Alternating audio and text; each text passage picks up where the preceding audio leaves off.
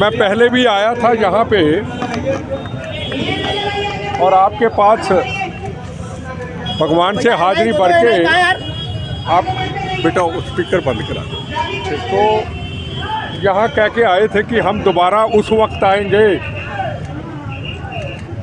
जब ज्ञान वापी जी का दर्शन होगा, और उसके बाद खुला है। तो आज ही मैं दर्शन करने आया हूँ, आपसे बात करके गया था मैं।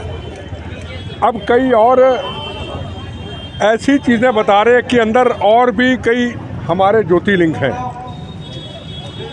वो भी एक हिंदू धर्म की तरफ से ये है कि वो भी हमको मिलने चाहिए।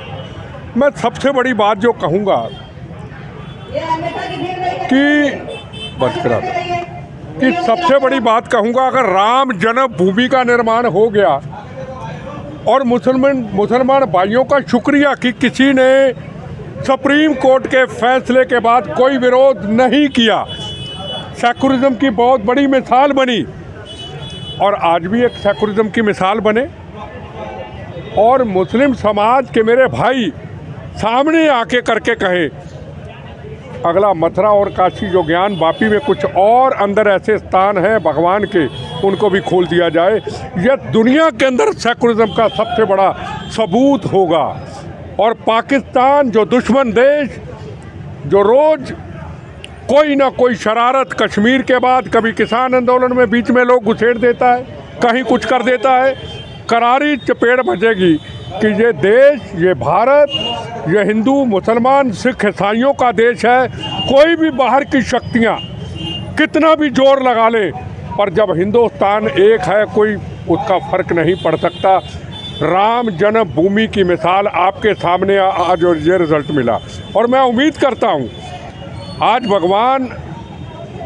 भगवान के चरणों में, महादेव के चरणों में ये प्रेयर करके आया हूँ, पहले भी की थी, आज पूरी हुई कि अगला मिशन काशी और मथुरा जो है वो होना चाहिए। वो भी बड़ी जल्दी उम्मीद होगी वो भी खुलेगा। तो मिट्टा जी, अभी हाई कोर्ट में मुस्लिम पक्ष गया था इस जो ज्ञानवापी के व्यास तहखाने में पूजा के विरोध में इसको डिसकंटिन्यू कराने के लिए, लेकिन कोर्ट ने उससे डिसएग्री हो गया। उनकी जो एप्लीकेशन, देखो, मैं एक चीज़ अपने मुस्लिम भाइयों को कहना चाहूँगा, अगर पीर पैगंबर की जगह होती, अगर जब अजमेर शरीफ की जगह होती, शायद मेरा हिंदू भाई भी उसके ऊपर कोई टिप्पणी ना करता।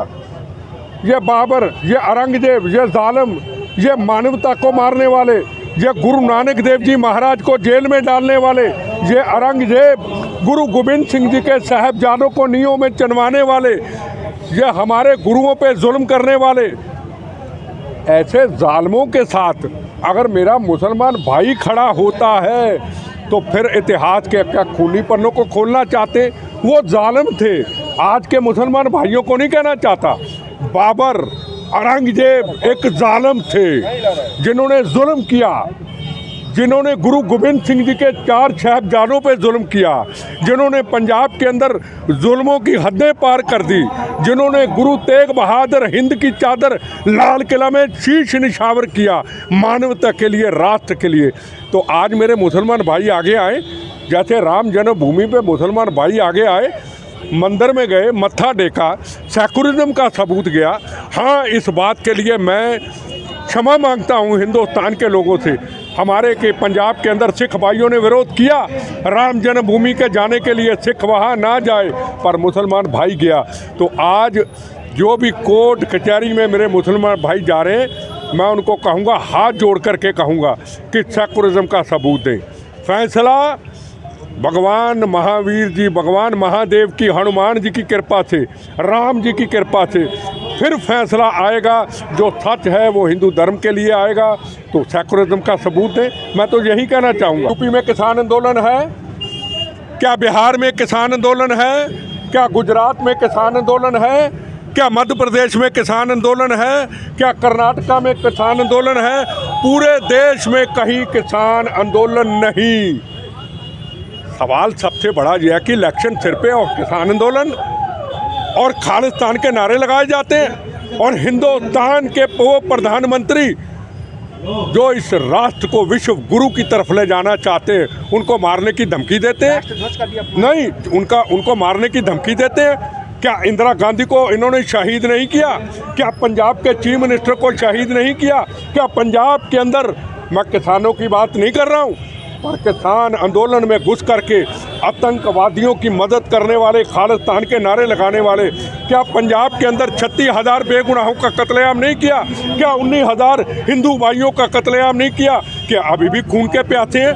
पहले नरेंद्र मोदी जी गए फिरोजपुर के अंदर पैकेज देने पंजाब को, खुशहाली के लिए, विकास के लिए। इन्होंने वहाँ बॉर्डर एरिया में उनको घेर लिया। एक तरफ 50 किलोमीटर पाकिस्तान, दूसरा पाकिस्तान का बॉर्डर 25 किलो, तीसरा 70 किलोमीटर, और वहाँ घेर लिया। आप कहते हैं नरेंद्र मोदी को मारेंगे, तुम्हारी ऐसी की तैसी सामने नहीं। क्या संदेश देना चाहेंगे? किसान नहीं है तो कौन लोग आएंगे? किसान है नहीं है तो कौन लोग आएंगे? नहीं, किसान लीडर जो बीच में घुस करके ये कहना चाहते हैं हम दिल्ली जाएंगे। दिल्ली कहाँ जाना चाहते हैं जी?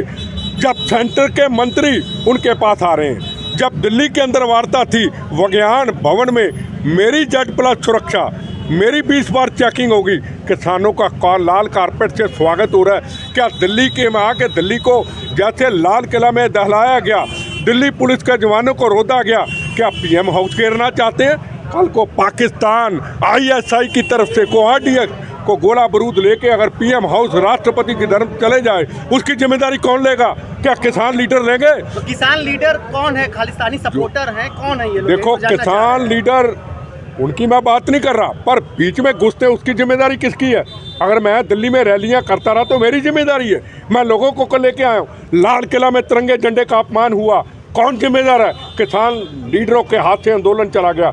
अब आंदोलन हाथ से चला गया, फिर ट्रैक्टर बीच में पाकिस्तान, पन्नू ने कहा रोज धमकियां देता है, उसने कहा कि जम्मू कश्मीर से, करतारपुर साहब पंजाब से, राजस्थान से हथियार आ चुके हैं, हथियार उठाइए और दिल्ली पे कब्जा कर लीजिए। इनकी ऐसी की तैसी।